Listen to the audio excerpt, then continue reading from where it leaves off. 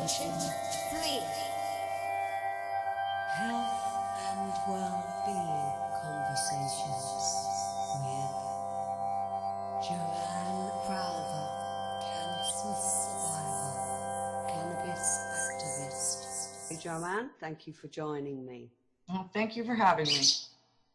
Okay, now your story began. Could you tell us? Do you want me to just tell my story? Okay, in 2009, I started getting sick.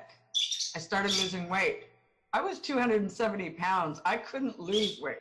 All of a sudden, by the time I actually went to the hospital, I had lost 60 pounds. I walked into the hospital, I said, there's something really wrong with me. I've lost 60 pounds and I can't lose weight. So, you know, they put me in the back and they took some blood and they said, yep, there's something really wrong with you. But we don't know what it is. So I was like, okay. So they kept me there 22 days. My file was like 1 millimeter and became 2 inches thick. I had every test known to man, I swear. And I kept on having this little guy, Chinese guy, come up and say, you don't have cancer. You don't have cancer. He kept saying that to me. Wow. And all the things that they were saying to me were Latin. I couldn't understand anything they said, except one doctor said to me, your kidneys are large and lumpy. And I was like, hey, I understand that. Yeah. So they did a kidney biopsy after they'd done, like, I had a bone marrow, I had like every type of test, no kidneys. So they did a kidney biopsy. So within a week, they said you have cancer in your kidneys. So I have a large family. So before I was going to my oncologist, I already had like 15 kidneys. I was like, I'm covering this. I got kidney cancer. Okay, I'm all good. I go in there into the oncologist. I'm like, okay, I got kidney cancer. I got 15 kidneys. He's like, no, it's not what you think. And I don't even know what type of cancer is in your kidneys yet. You have to go home and wait. So I went home and he phoned me about a week and a half later and I went back and I'm sitting in his office and he said to me, well, there's some hope. I was like, what? What do you mean there's some hope? Take your fucking hope and shove it up your ass. I haven't been to this. What do you mean hope? I've not been to Paris. I've not been kissed underneath the Eiffel Tower. I am not ready to go. What do you mean hope? He goes, okay, well, with that attitude, maybe you could make it. So I did 6 rounds of chemotherapy, TROP-R. It beat the shit out of me. But you know what? I made it and I was good.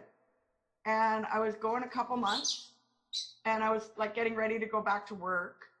And I'm driving down the road and all of a sudden everything went double. So I closed one eye and everything was single. I burned a Yui with my Jeep, came home, parked the truck, waited for my husband to come home and said, there's something really wrong. We got to go to the hospital. So we went back and they told me I had lesions in my head.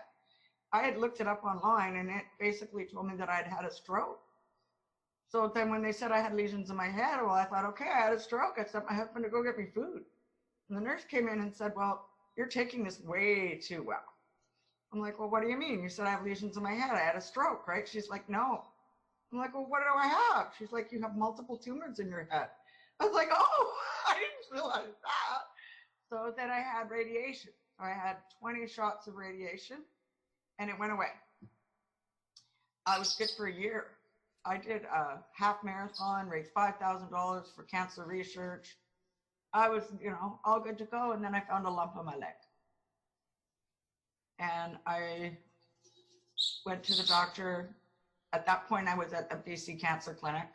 I couldn't go see my regular oncologist, so I went to the BC Cancer Clinic. And they, you know, poked around and everything. Yeah, you got a lump. Okay, we're going to get you surgery. So we waited and waited.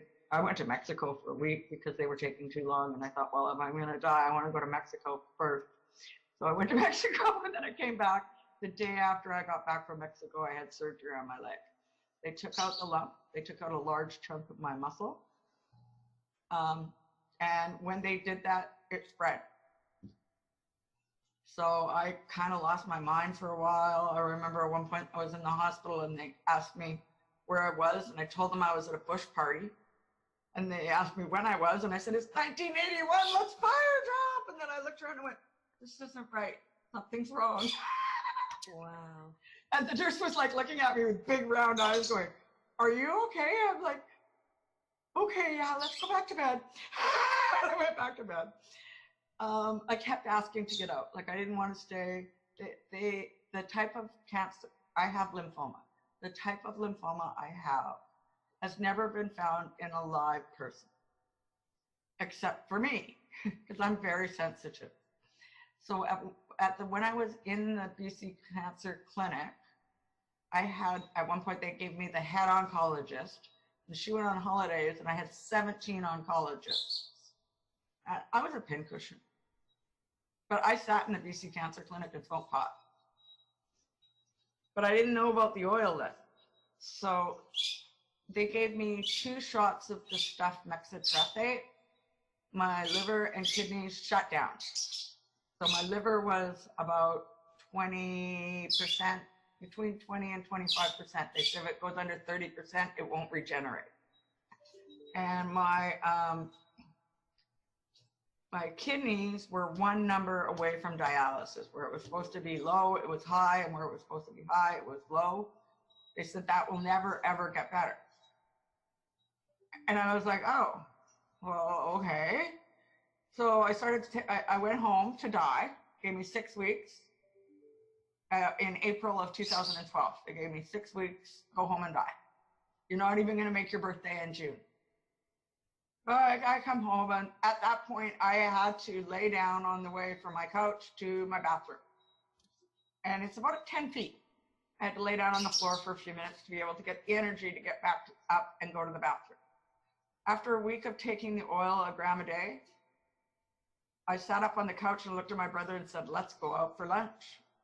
And he was like, what? Okay, let's go. Let's go. He's phoning my spouse. Holy crap, she wants to go out for lunch. We're going out for lunch. And then we get out there and he's phoning my spouse. Holy crap, she's eating. We're out for lunch. She's eating. And I just continued to get better from there. And when I went back in 6 weeks for my appointment at the BC Cancer Clinic, the head oncologist almost fell over. Because I was not only in remission, I looked healthy. Mm-hmm. So my numbers in my kidney and my liver were still really bad. And I was continuing to take the oil. Everything I read about the oil said 60 grams will cure your cancer. Mm. But I'm asking, and finally I found a guy, Jim. He said, no, if you have leukemia or if you have lymphoma, you're going to take it forever. And he goes, and what type do you have? And I'm like, oh, I have this large B Intravascular Lymphoma. It's very rare, never been found in a live person except for me. And he's like, okay, you're going to take it forever. Yeah. So I kind of believed him, but I was kind of thinking once I got into remission that I could cut back. Right.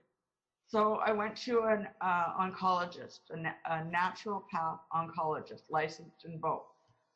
Cost me $900 for 1 visit. It hurt to do that, but I thought it was important. Yeah. I went and he told me that I should not quit the oil for at least 5 years. Mm-hmm. So he said, it's working. You've got an incurable lymphoma. What do you think? You should quit? No. So I was like, okay. So about 4 years after, I wasn't working at the right job. I had brain damage that the BC Cancer Clinic forgot to tell me that I had brain damage. I didn't find out for several years later, but that's beside the point. So I was working and I wasn't making enough money to support the oil. Mm. And my grow wasn't doing as well as I wanted it to, so I kind of cut back on my oil. I woke up at Royal Columbian Hospital, I had 4 grand mal seizures. So I went back on the oil. I now have somebody who sells me the oil for very, very cheap because I sponsor him.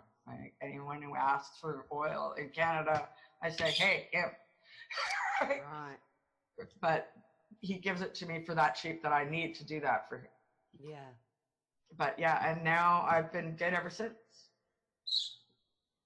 But that is a beautiful partnership that you have with him, because you are sending patients his way, and in turn he is able to operate, the patients are being healed, and you're being supplied for a lower But amount. I also send people to places where I don't get anything, right? Because I put my video up on YouTube within the first year of beating this cancer, and I was like, I'm here for a reason. I have to share this. So I put my video up, and I still get from that video probably 2 or 3 a day. At the beginning, I got like hundreds of people asking me, and I tried to respond to everybody within the day. And I tried, and I kept. So I found somebody in the UK who will ship to most of Europe. At one point, I had somebody in Nigeria that would ship anywhere in Africa. He is now gone. I don't know where he went to. I have a guy who lives in the States who will ship anywhere in the States, whether it's legal or not. So, you start meeting people throughout the region, and they will help others as well. So it's good that way.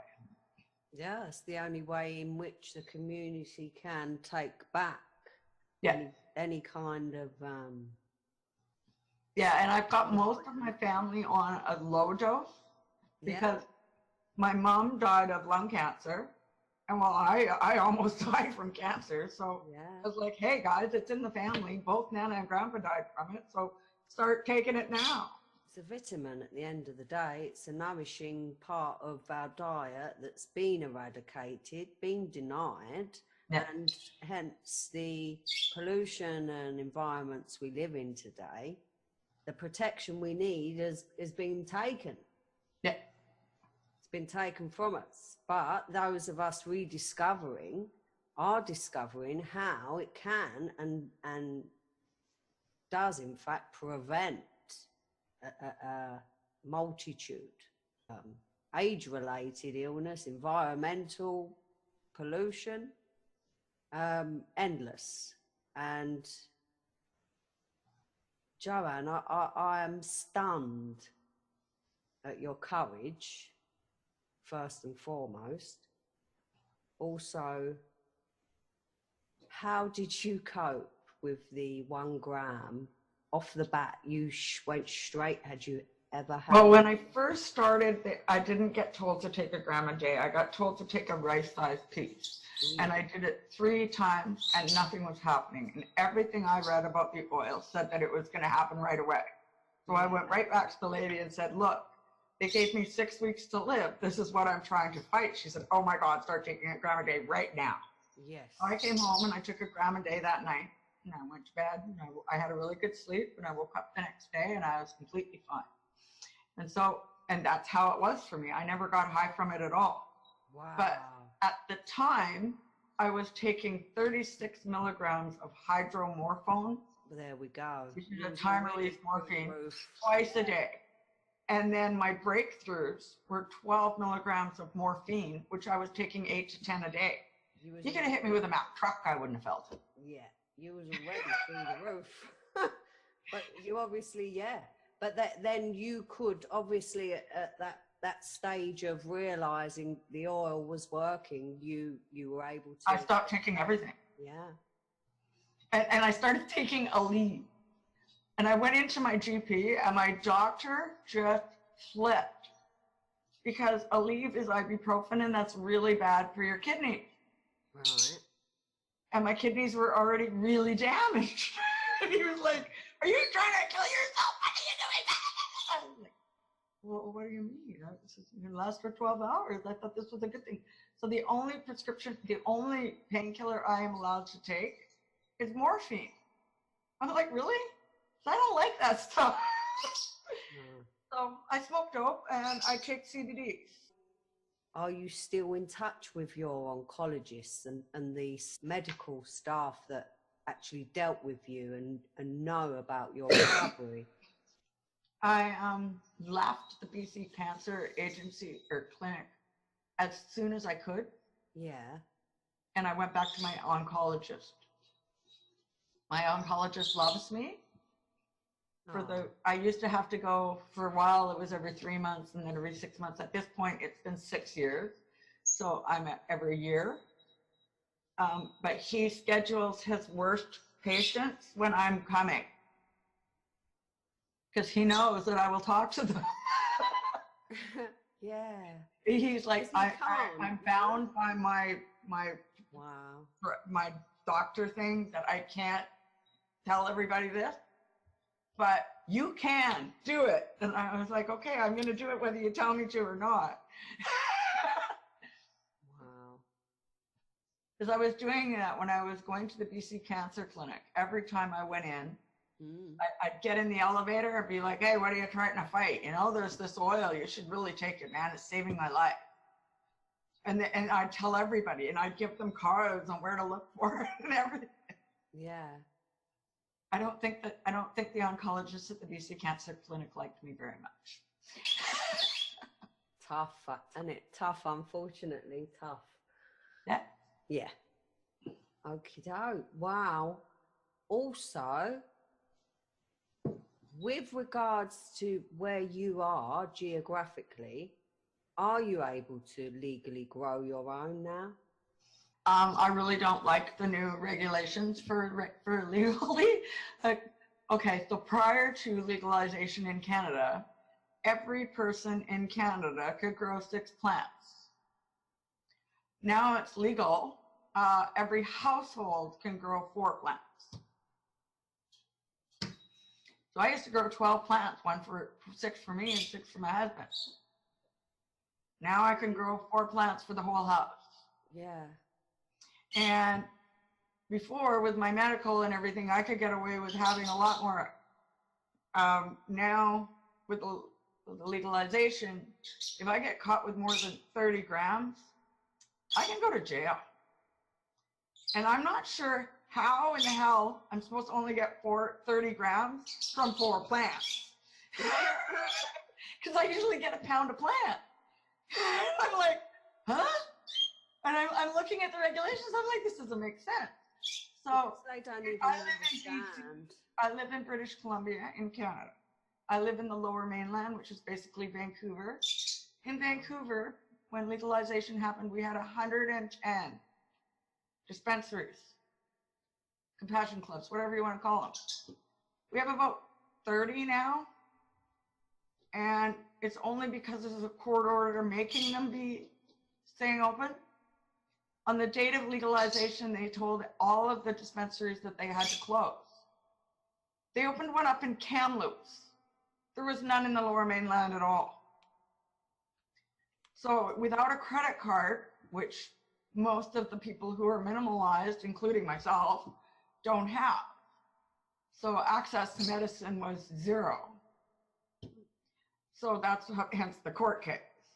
The first court case got lost. It's now, I think, in the Canada Supreme Court. I'm not even sure. I just know that they're challenging it again. So a lot of the compassion clubs didn't get shut down. Those ones who did not get shut down or didn't shut down on their own are staying open until the court case has been completed. Right. So there is access to medicine again. There is one legal shop that opened up about a month ago in Vancouver, but it's in the rich part of Vancouver, way down by UBC. So you have to get on a bus and go for like an hour to get weed. And again, you have to have a credit card. They don't want cash. So they're making the minimalized people not be able to get access. Yeah, it's not for the benefit of the people, legalization. It's for the government to get taxes. Yeah. And really, they've made it only legal producers. So now, I used to be able to grow my own weed and make my own medicine. Now, under the new laws of the legal, because it's legal now, I'm no longer allowed to make my medicine. And you can't even buy it anywhere either, can you? Well, I can buy it from legal producers with a credit card. What's high THC RSO? And the levels of THC and CBD in their weed or their oil, it's not going to do anything for me. I've been a criminal the whole time, so I'm used to being a criminal. I'm okay with it. Exactly. Keeping us alive. Yeah.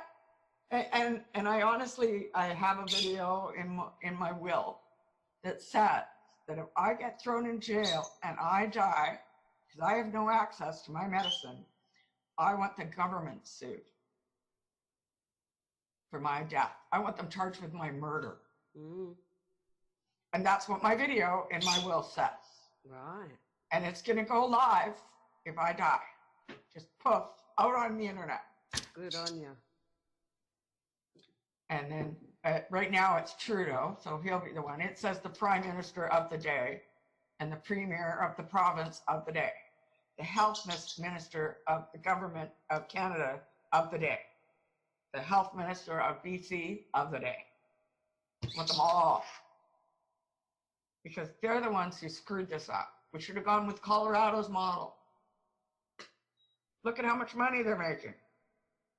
There's no legal producers. Everybody can grow whatever they want to grow. It is the system, the trap, the matrix. Yeah, they picked Oregon's model. I don't even know who they used. It's the guy, like Swede, Canada, it's Hershey's, the Hershey's Air. It's like, I'm reading stuff, I'm like, what the hell? So the people who are rich are the people who are licensed producers.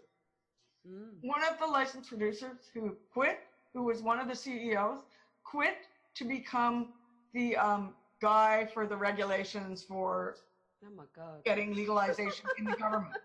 Got $500,000 a year job from leaving Tweed and going into that.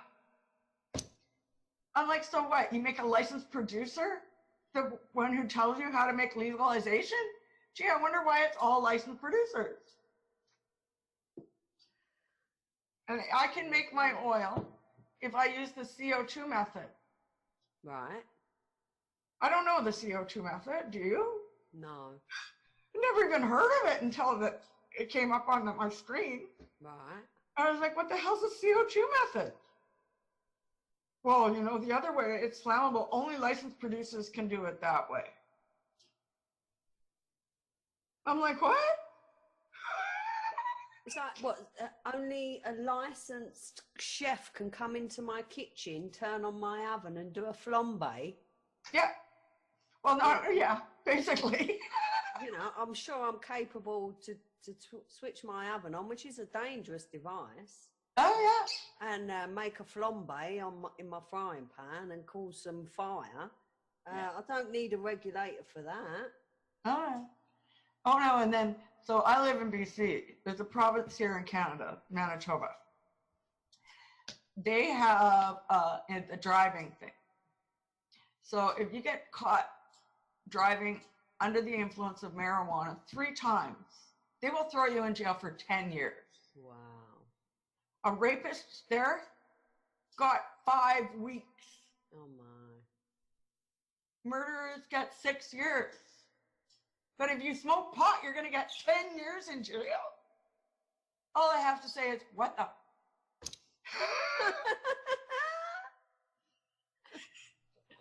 No, I have a fuck cancer. Oh, awesome. Bracelet. It looks like it's the heartbeat. Ah. And on the other side, it's Vancouver. Yeah. And that's where I did my half marathon. Right. And when I was doing my half marathon, I did it with Team in Training, which is the lymphoma and the leukemia fundraising group. So I did the half marathon, and we had this big party the night before. And there was all these people who had been to Rome and done the marathon in Rome. And they all had this. Ah. But some girls had it as a bracelet, but some boys had it as the armband, really big across. The ladies that had it as a bracelet, they were teachers. And I was like, how do you get away with having that on your wrist and being a teacher? Yeah. And you look at it and you don't really see that it says fuck cancer. Yeah. It looks like a heartbeat. And that's what they said. And I was like, oh, where do I get the artwork? Yeah. And a lady makes these as bracelets. Right. Yeah. And her name is Susan Fiedler, and she's here in BC. And she makes silver and gold ones with it embossed. Lovely. So I wrote her and got the artwork, and then she said, okay, here's the artwork. Send me a picture of your tattoo. Brilliant. So I did. I sent it. It's up on her site.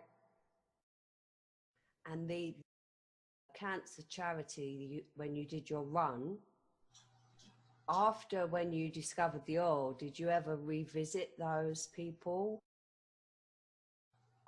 They keep reaching out to me. They've asked me to be, what do they call them? Like a trainer. Because everybody who's done it can go back for free and run any marathon and teach people how to get trained. Okay, yeah. But I'm like, you still have to raise money.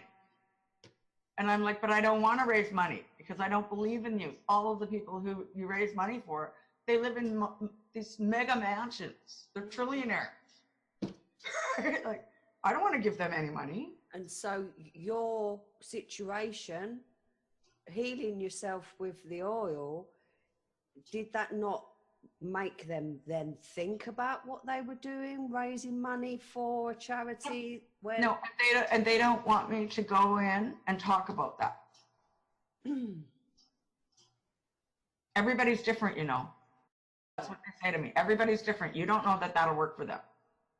But I'm like, really? It's like an 80% success rate. But not even one person from that No. scenario? No, I just walked away from them all. Once I started getting that, you don't know. Not everybody's the same. I kept getting that wall. I was like, you know what? That's fine. Bye-bye. Yeah. Yeah. I have friends that, like, I have one girlfriend who had passed. And she was telling everybody she was taking the oil and not. Wow. Her brothers grew pot my whole life. Her family was a weed family. Mm. And I'm like, why aren't you doing this? At first she said she was, and I was like, no, Sally, you're getting worse. You're not taking it. Why aren't you taking it? She said, I don't like the way it makes me feel. I was like, well, take a smaller amount. And she never did. She went to Mexico. She went to Europe, trying all these other things. Nothing worked. She spent like $100,000 on different treatment. And she'd seen that you'd come back from it. Would not take the oil. But she still. But anybody who was like trying to tell her to take the oil, she'd tell them that she was. And it wasn't working. And I called her on it. I was like, there is no fucking way that you were taking that oil. And she's like, what? I'm like, there is no way that you're taking the oil, Sally. No way. If you were taking the oil, you would be getting better. Yeah. And she was like, well, I'm like, yeah, you're not. Don't tell anybody. I was like, oh, I don't know about that. Obviously, it's why she would even go there. Why? It's crazy, but why? Oh, she's gone now. Well, I know why. I've had a lot of friends do the same, and they're gone now. You know, so there's not a lot more that can be said really to that one, other than if you want to lead a horse. If you want to have a life, then there is a solution. And this is why I'm doing this broadcast, so that people can see through your story exactly how you can change such a dire situation into a complete and utter happy ending. And it doesn't have to be death. When I first got sick, a friend of mine reached out and told me about this. And I laughed.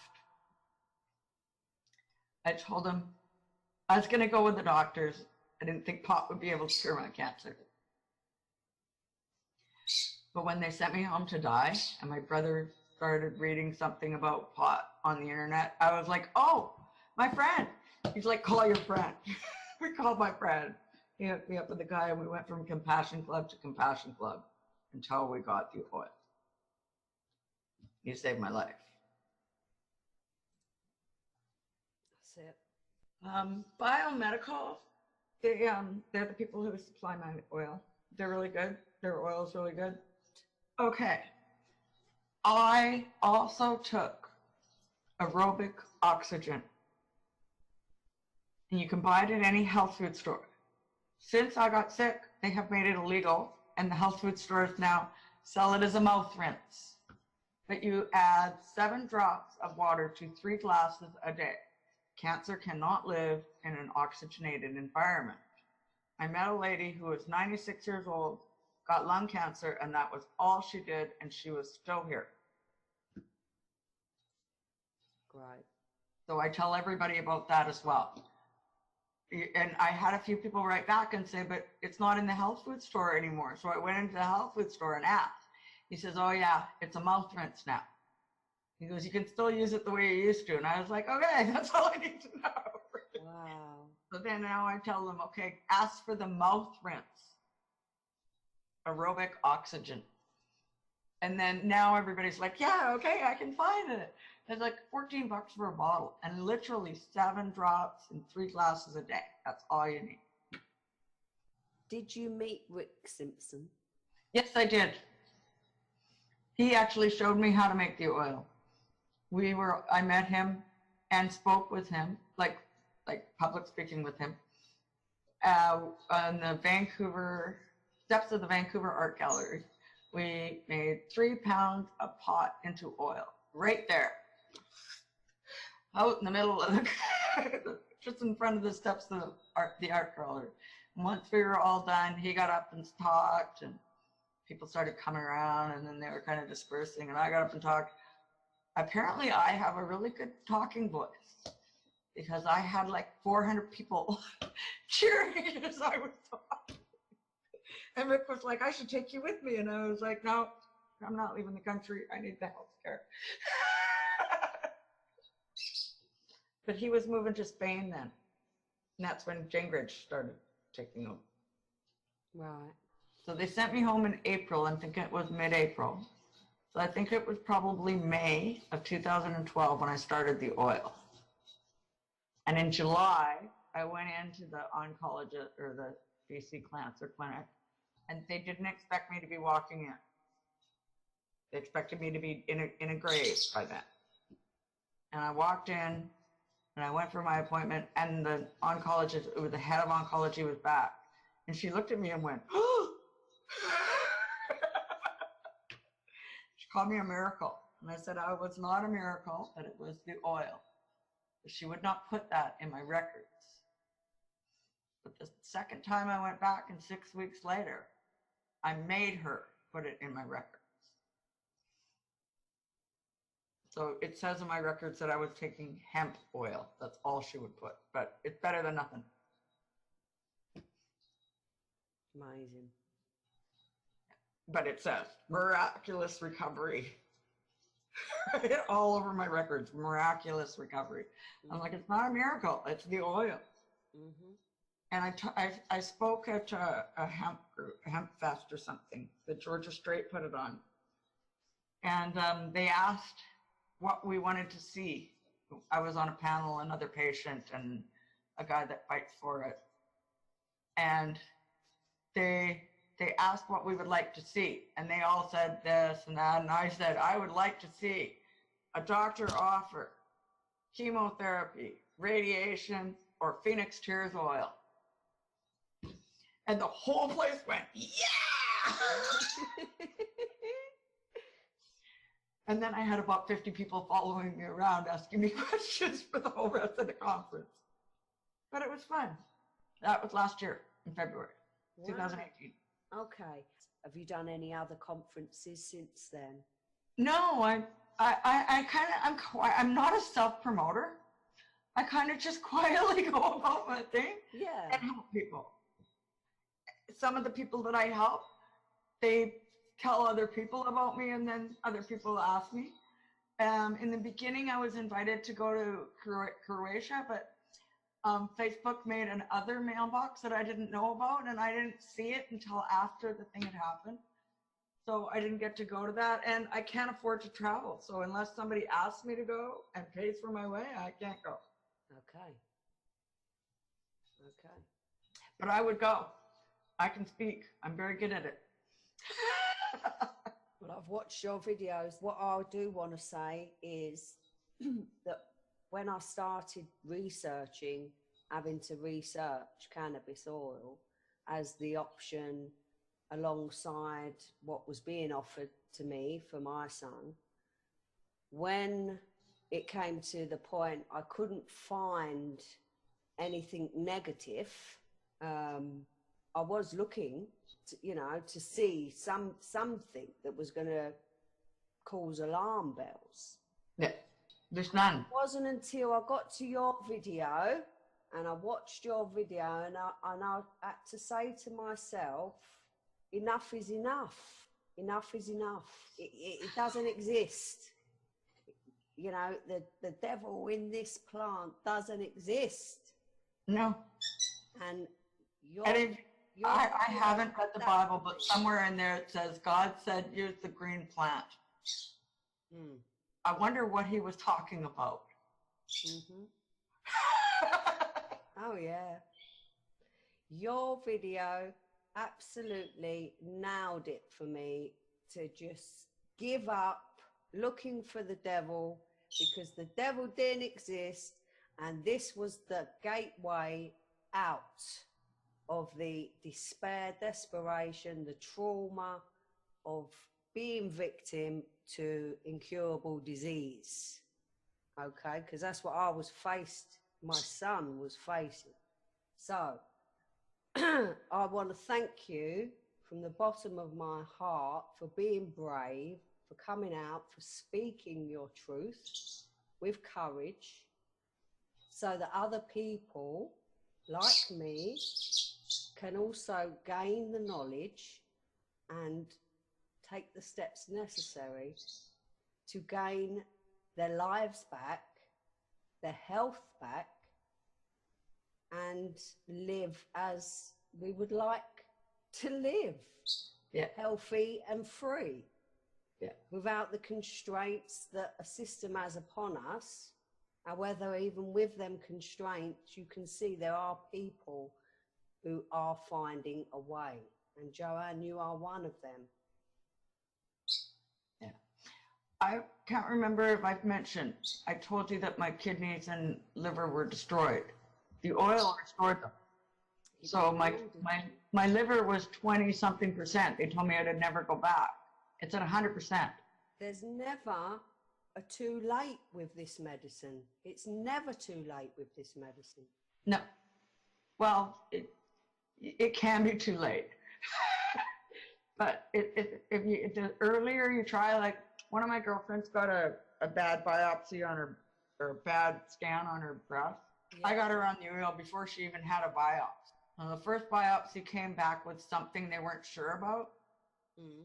The second biopsy came back completely clean. So anybody who says to me, I might, so-and-so has just got a diagnosis, I'm like, tell them about the oil. If they don't want to listen to you, give them my phone number. Yeah. Give them my email. I don't care. I'll explain it to them. I'll explain how. I'll go to their house and help them. I don't care. Yep.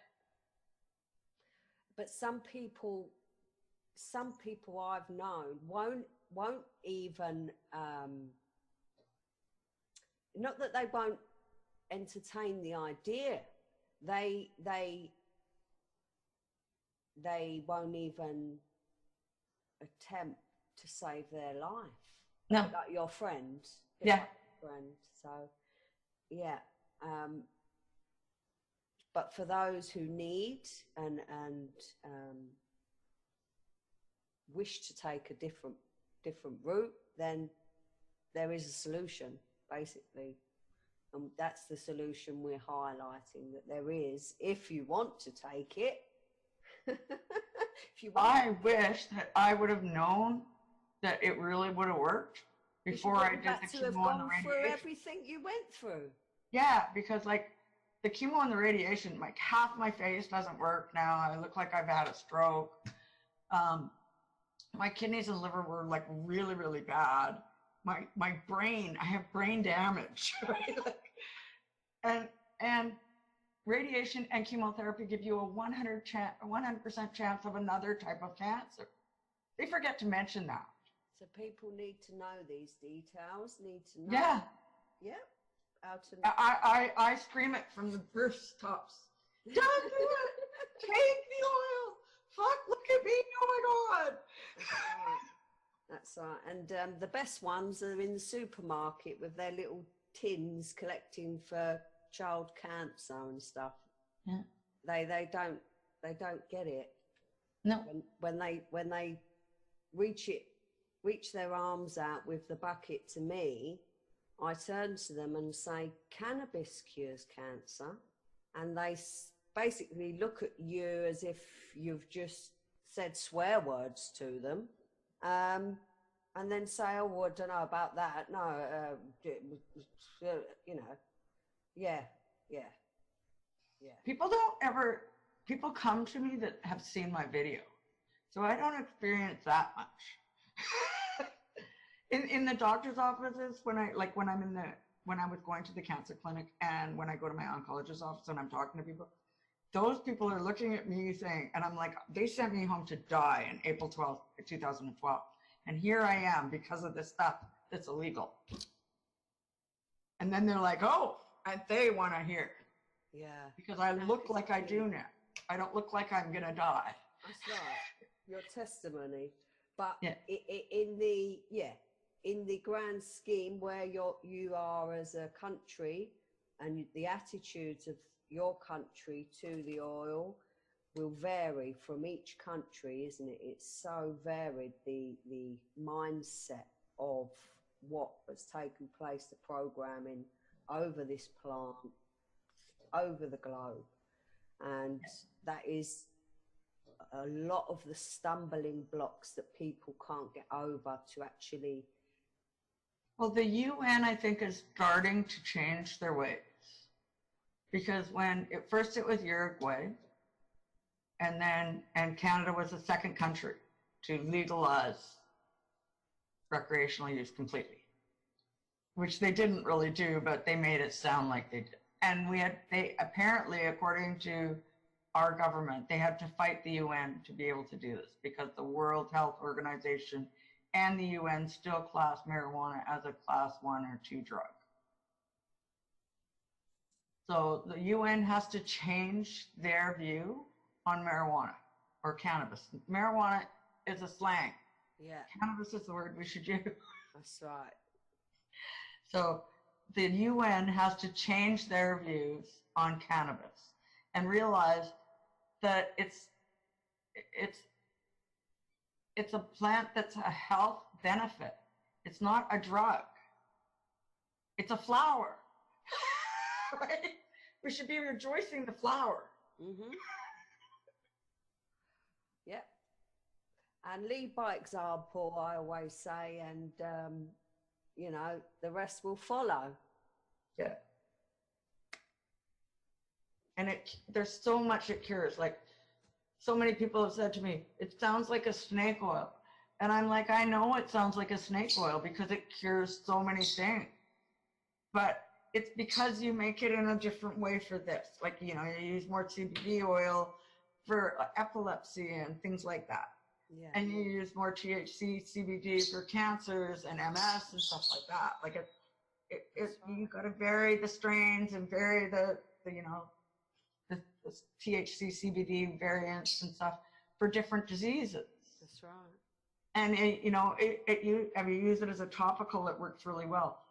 People who have anal cancer and, you know, what are they called? The prostate cancer and stuff, they stick depositories. Right? I personally think that's an exit, but that's just my take on it. I eat the oil. Mm-hmm. But my cancer was never in that area for me. It was my kidneys and my head and my leg and my blood. But I recommend anybody who gets cancer their first thing they should do is look at how to get the oil and get on it. It doesn't make you sick. It doesn't make you lose your hair. It doesn't wreck your other organs. It won't give you another chance of getting another type of cancer. There's so many good things about it.